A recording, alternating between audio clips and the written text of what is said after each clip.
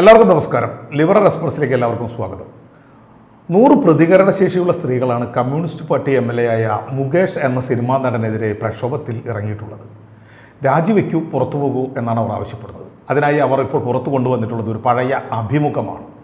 ഇപ്പോൾ മന്ത്രി പദവിയിലിരിക്കുന്ന വീണ ജോർജാണ് ആ അഭിമുഖം നടത്തിയിരിക്കുന്നത്. അവർ പണ്ട് ചാനൽ അവതാരക ആയിരുന്നല്ലോ. മുകേഷിൻ്റെ ഭാര്യയായ സരിതയോടാണ് അവർ അഭിമുഖത്തിൽ സംസാരിക്കുന്നത്. ഇപ്പോൾ 8.5 ലക്ഷത്തിന് മേൽ ആളുകൾ കണ്ടു കഴിഞ്ഞ ആ വീഡിയോയിൽ സരിത പറയുന്ന വാക്കുകൾ നമ്മളെ വല്ലാതെ വിഷമിപ്പിക്കും. അത്രയേറെ പൊള്ളിക്കുന്ന അനുഭവങ്ങളാണ് അവർ വിളിച്ചു പറഞ്ഞിട്ടുള്ളത്. നമ്മൾ കാണുന്ന മുകേഷ് നമ്മൾ പൊട്ടിച്ചിരിപ്പിക്കുന്നവരാണ്. അയാളും മോഹൻലാലും പ്രിയദർശനും ചേർന്നാൽ നാം നമ്മുടെ ദുഃഖങ്ങൾ വരെ മറന്നുപോകും. എന്നാൽ ആ മുകേഷ് അദ്ദേഹത്തിൻ്റെ വീട്ടിൽ ഒരു ലംബടനായ ഭർത്താവാണ്. വാക്കുകൾ കൊണ്ട് പറയാൻ കഴിയാത്ത ക്രൂരകൃത്യങ്ങളാണ് അയാൾ ഭാര്യയായ സരിതയോട് ചെയ്തതായി നമുക്കിന്ന് മനസ്സിലാക്കാൻ കഴിയുന്നത്. സരിത പറയുന്നത് അവരനുഭവിച്ച പീഡനങ്ങൾ നാണക്കേട് കൊണ്ട് പുറത്തു പറഞ്ഞില്ല എന്നാണ്. ഒരുപാട് പ്രതീക്ഷകളോടെ വിവാഹം കഴിച്ച് അവർക്ക് അനുഭവിക്കേണ്ടി വന്നത് അവിശ്വസനീയങ്ങളായ കാര്യങ്ങളായിരുന്നു. അതുവരെ സിനിമയിൽ മാത്രം കണ്ടിട്ടുള്ള രംഗങ്ങളാണ് സരിത അവരുടെ ജീവിതത്തിൽ അനുഭവിച്ചത്. സരിത അനുഭവിക്കുന്ന കഷ്ടപ്പാടുകൾ ചില മാധ്യമ സുഹൃത്തുക്കൾ അറിഞ്ഞ് അവരെ വിളിച്ചപ്പോൾ അങ്ങനെയൊന്നും ഇല്ല എന്ന് പറഞ്ഞ് അവർ നിഷേധിക്കുകയായിരുന്നു. കാരണം നാണക്കേട്. എല്ലാം നന്നായി പോകുന്നു എന്ന് ബോധിപ്പിക്കണമല്ലോ. അങ്ങനെ ബോധിപ്പിക്കാൻ വേണ്ടി മുകേഷ് ആഹ്ലാദമായി അഭിനയിച്ച് ഫോട്ടോസ് എടുക്കും, പരസ്യപ്പെടുത്തും. ഒരുപാട് കുടുംബ പ്രശ്നങ്ങൾ നടക്കുന്നതിൻ്റെ ഇടയിലും മുകേഷ് പല സ്ത്രീകളുമായി ബന്ധങ്ങൾ ഉണ്ടാക്കി നടക്കുകയായിരുന്നു എന്നാണ് സരിത പറയുന്നത്.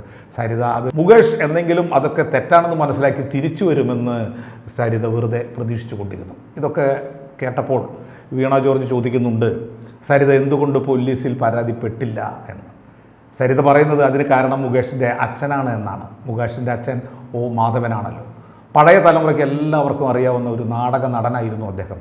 സരിതയുടെ അച്ഛൻ മരിച്ചു പോയതിനാൽ മുകേഷിൻ്റെ അച്ഛനെയായിരുന്നു അവർ സ്വന്തം അച്ഛനായി കണ്ടത്. അച്ഛൻ താമസിക്കുന്ന വീട്ടിൽ സരിത താമസിക്കുമ്പോൾ അവിടെ ജോലി ചെയ്യുന്ന ഒരു സ്ത്രീയുടെ മുമ്പിൽ വെച്ച് തന്നെ മുകേഷ് സരിതയെ ദേഹോപദ്രവം ഏൽപ്പിച്ചിരുന്നു.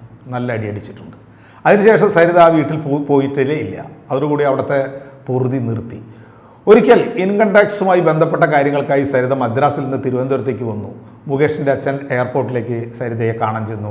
എന്നിട്ട് ആ വീട്ടിലേക്ക് ഒന്ന് ക്ഷണിച്ചു. പക്ഷേ സരിത പോയില്ല. ഈ അടിയുടെ ഓർമ്മയുണ്ടല്ലോ. പകരം ഹോട്ടലിൽ റൂം എടുത്തു. അച്ഛൻ അവിടേക്ക് വന്നു. അവിടെ വെച്ച് സരിതയുടെ കൈകൾ കൂട്ടിപ്പിടിച്ച് ആ അച്ഛൻ പറഞ്ഞു, മോളെ, നീ ഈ കടന്നു പോകുന്ന ജീവിതം എന്താണെന്ന്, എന്തിലൂടെയാണെന്ന് എനിക്കറിയാം. എൻ്റെ മോൻ ശരിയല്ലെന്നും എനിക്കറിയാം. പക്ഷേ ഇത് മീഡിയയിലൊന്നും വരരുത്. മോള് സഹിക്കണം. നമ്മൾ ബഹുമാനിക്കുന്ന ഒരു വൃദ്ധൻ ഒരു റിക്വസ്റ്റ് നടത്തുമ്പോൾ സാധാരണ നമ്മളൊക്കെ ചെയ്യുന്നത് പോലെ ആ സ്നേഹത്തിന് മുന്നിൽ സരിതയും തോറ്റു. പുറത്തൊന്നും പറയില്ല എന്ന് അച്ഛന് പ്രോമിസ് കൊടുത്തു. ആ പ്രോമിസാണ് സരിത ഇന്ത്യ വിഷൻ ചാനൽ വന്ന് ബ്രേക്ക് ചെയ്തത്. എന്തുകൊണ്ടെന്നാൽ എല്ലാറ്റിനും ഒരു പരിധിയുണ്ട്. മാത്രമല്ല, മിണ്ടാതിരുന്നത് മൂലം പലപ്പോഴും തെറ്റിദ്ധരിക്കപ്പെട്ടുവെന്നും ഏറെ നാൾ മിണ്ടാതിരുന്ന് സഹിക്കുമ്പോൾ എന്താണ് ഒരു സ്ത്രീക്ക് സംഭവിക്കുന്നതെന്ന് ആർക്കും അറിയാതെയാകുമെന്നും സരിത നിരീക്ഷിക്കുന്നുണ്ട്. മക്കളുടെ കാര്യത്തിലും നിർദ്ധയനായിരുന്നു മുകേഷ്. മക്കളെ തീരെ ശ്രദ്ധിക്കില്ല എന്ന് മാത്രമല്ല, ഒരച്ഛൻ്റെ കടമകളൊന്നും അയാൾ ചെയ്തിരുന്നില്ല. ഒരു മകന് ഒരിക്കൽ 5 വയസ്സുള്ളപ്പോൾ മഞ്ഞപ്പിത്തം വന്ന് സീരിയസ് ആയി ആശുപത്രിയിലായി. എല്ലാ അമ്മമാർക്കും ഇത്തരം സന്ദർഭങ്ങളിൽ ഒരു താങ്ങ് വേണം. സരിതയും അതിനായി മുകേഷിനെ വിളിച്ചു. അയാളപ്പോൾ പറഞ്ഞത്, ഞാൻ എവിടെയാണെന്ന് ട്രാക്ക് ചെയ്യാൻ നീ ശ്രമിക്കുകയാണല്ലേ എന്നാണ്. സരിത ഒറ്റയ്ക്കാണ് കുട്ടികളെ വളർത്തിക്കൊണ്ടുപോകുന്നത്. ആരും കൂട്ടിനില്ലാതെ എല്ലാം സഹിച്ച്. ഒരു സ്ത്രീ ഗർഭിണിയായിരിക്കുമ്പോൾ വയറ്റത്ത് ചവിട്ടുന്നത് നിഷ്ഠൂരതയുടെ പരമാവധിയാണ്. അത്തരക്കാരെ മനുഷ്യരായി നമുക്ക് കൂട്ടാൻ പറ്റില്ല. സരിത ഗർഭിണിയായിരിക്കും മുകേഷ് ആ നിഷ്ഠൂര കൃത്യം ചെയ്തു. വയറ്റിൽ ചവിട്ടിയപ്പോൾ മുറ്റത്തേക്ക് വേണമെന്നാണ് സരിത പറഞ്ഞത്. വീണിടത്ത് കിടന്ന് കരഞ്ഞപ്പോൾ മുകേഷ് പറഞ്ഞത്, നീയൊരു നല്ല നടിയാണല്ലോ, കരഞ്ഞോ എന്നാണ്. ഇയാളെയാണ് കൊല്ലത്ത് ജനങ്ങൾ 2 തവണ ജയിപ്പിച്ചത് എന്നോർക്കണം. കഴിഞ്ഞ തവണ ലോകസഭയിലേക്ക് പറഞ്ഞയക്കാൻ വേണ്ടി ഈ അഭിമുഖം നടത്തിയ വീണ ജോർജും പ്രചരണം നടത്തിയെന്നും നമ്മൾ ഓർക്കണം. ഒരു വ്യക്തി പിണറായിസം എന്ന ആശയം സ്വീകരിച്ചു കഴിഞ്ഞാൽ പിന്നെ എന്തും സാധ്യമാണ് എന്നാണ് നമ്മൾ മനസ്സിലാക്കേണ്ടത്. സരിത പറയുന്നത് കേട്ടാൽ മുകേഷ് ഒരു സാഡിസ്റ്റ് ആയിരുന്നു എന്ന് നമുക്ക് ഉറപ്പിക്കാൻ കഴിയും. സ്നേഹിക്കുന്നവരെ ഉപദ്രവിക്കുക, അതിൽ സന്തോഷം കണ്ടെത്തുക. സരിത 9 മാസം പൂർണ്ണ ഗർഭിണിയായിരിക്കെ അവരൊരുമിച്ച് ഒരു ഡിന്നറിന് പോയത്രേ. ഭക്ഷണമൊക്കെ കഴിച്ച് സരിത കാറിൽ കയറാൻ പോകുമ്പോൾ മുകേഷ് വണ്ടി മുന്നോട്ടെടുക്കും. സരിത അപ്പോൾ മുന്നോട്ട് ഓടും. അപ്പോൾ മുകേഷ് പിന്നോട്ടെടുക്കും. അപ്പോൾ സരിത പിന്നോട്ടോടും. കാറിന് പിറകെ ഓടി താഴെ വീണു പോയെന്നാണ് സരിത പറയുന്നത്. ഭർത്താവ് പാതിരാത്രിക്ക് മദ്യപിച്ച് വരുമ്പോൾ എന്താണ് വൈകിയത് എന്നൊരു ചോദ്യം ഏതു ഭാര്യയും ചോദിക്കും. പക്ഷേ മുകേഷിന് അതൊന്നും സഹിക്കാറില്ല. മുടിയിൽ ചുറ്റിപ്പിടിച്ച് നിലത്തിഴച്ച് മർദ്ദിക്കാൻ അത് മതി. പച്ചയ്ക്ക് നുണകൾ പറയാനും മുകേഷ് മിടുക്കനായിരുന്നത്രേ. 2 മക്കളിൽ ഒരു കുട്ടിയുടെ കസ്റ്റഡി ആവശ്യപ്പെട്ട് മുകേഷ് കേസ് കൊടുത്തിരുന്നു. ആ കേസിന് ജഡ്ജി ഇരുവരെയും വിളിപ്പിച്ചു. ജഡ്ജിയോട് മുകേഷ് പറഞ്ഞത് ഡബ്ബിംഗ് ആർട്ടിസ്റ്റ് ആയിരുന്ന കാലത്താണ് സരിതയെ കെട്ടിയത് എന്നാണ്. എന്തൊരു നുണയാണിത്. സരിത സിനിമയിൽ കത്തി നിൽക്കുന്ന കാലത്ത് മുകേഷ് സൈഡ് റോളിലായിരുന്നു എന്ന് നമുക്കെല്ലാവർക്കും അറിയാം. സരിതയുടെ ഈ ഇൻ്റർവ്യൂ കണ്ടാൽ ആരാണ് മുകേഷ് എന്നൊരു യഥാർത്ഥ ചിത്രം നമുക്ക് കിട്ടും.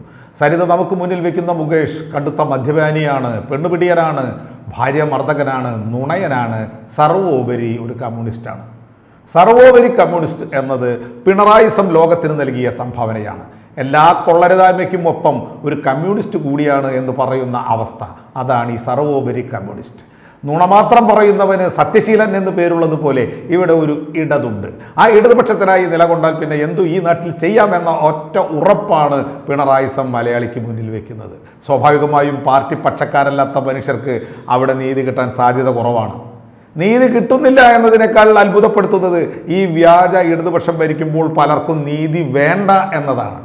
ഇടതുപക്ഷം തന്നെ ഈ നാട് കാലാകാലം ഭരിക്കാനായി കാലാകാലത്തേക്ക് നീതിബോധം ഉപേക്ഷിക്കാനും ആളുകൾ ഇവിടെ തയ്യാറാണ്. കേരളത്തെ ബംഗാളിൽ നിന്നും ത്രിപുരയിൽ നിന്നും വ്യത്യസ്തമാക്കുന്നത് ഇത്തരം ആളുകളാണ്. എന്തുകൊണ്ടാണെന്നറിയില്ല, മുകേഷ് MLA സ്ഥാനം രാജിവെക്കണമെന്ന നീതിബോധവുമായി 100 സ്ത്രീകൾ ഇപ്പോൾ രംഗത്ത് വന്നിട്ടുണ്ട്. ഇതിൽ 10% പേർ പോലും അയാൾ ഇടതിനു വേണ്ടി മത്സര രംഗത്ത് കൊല്ലത്ത് നിന്നപ്പോൾ ഇതൊന്നും പറഞ്ഞിട്ടില്ല. ഉദാഹരണമായി ഈ ഇൻ്റർവ്യൂ പുറത്തിറങ്ങിയതിന് ശേഷമാണ് കൊല്ലത്ത് മുകേഷ് 2ാമത് മത്സരിക്കാനായി എത്തുന്നത്. അന്ന് ഇതിൽ 10 പേർ പോലും ഒപ്പിട്ട് ഒരു പ്രസ്താവന ഇറക്കിയിരുന്നില്ല. ഒരാൾ പോലും ഇയാളെ തോൽപ്പിക്കാനായി കൊല്ലത്തും പോയില്ല. തീർച്ചയായും അവരിൽ പലരും ഇലക്ഷൻ പ്രവർത്തനത്തിൽ പോയി, പക്ഷെ അത് തൃത്താലയ്ക്കായിരുന്നു, വീട്ടിൽ ബലറാമിനെ തോൽപ്പിക്കാൻ. പിന്നീട് അവർ പോയത് വിധവയായ ഉമാ തോമസിനെ തോൽപ്പിക്കാനായി തൃക്കാക്കരയ്ക്കായിരുന്നു. ഇപ്പറഞ്ഞ മുകേഷ് കഴിഞ്ഞ ലോക്സഭയിൽ ഒരു സ്ഥാനാർത്ഥിയായി കൊല്ലത്ത് നിന്നിരുന്നു. അവിടെയും ഇക്കാര്യം പറഞ്ഞു തീർക്കുന്ന ആരെയും കണ്ടില്ല. ഈ ഇൻ്റർവ്യൂ നടത്തിയ വീണോ ജോർജ് മുകേഷിനെ ജയിപ്പിക്കാനായി അവിടെ പോയിരുന്നു. ഇടതുപക്ഷമായാൽ എന്തോ സാധ്യമാണ് എന്ന കാര്യം വീണ്ടും വീണ്ടും ഉറപ്പിക്കപ്പെട്ടു എന്ന് മാത്രമാണ് ഇതിൽ നിന്നും മനസ്സിലാക്കേണ്ടത്. വൈകി വന്ന നീതിബോധത്തിന് പിറകിൽ മാർക്സിസ്റ്റ് പാർട്ടിയുടെ പ്രധാന സൈബർ പ്രചാരകരാണ് എന്ന കാര്യം പ്രത്യേകം ശ്രദ്ധേയമാണ്.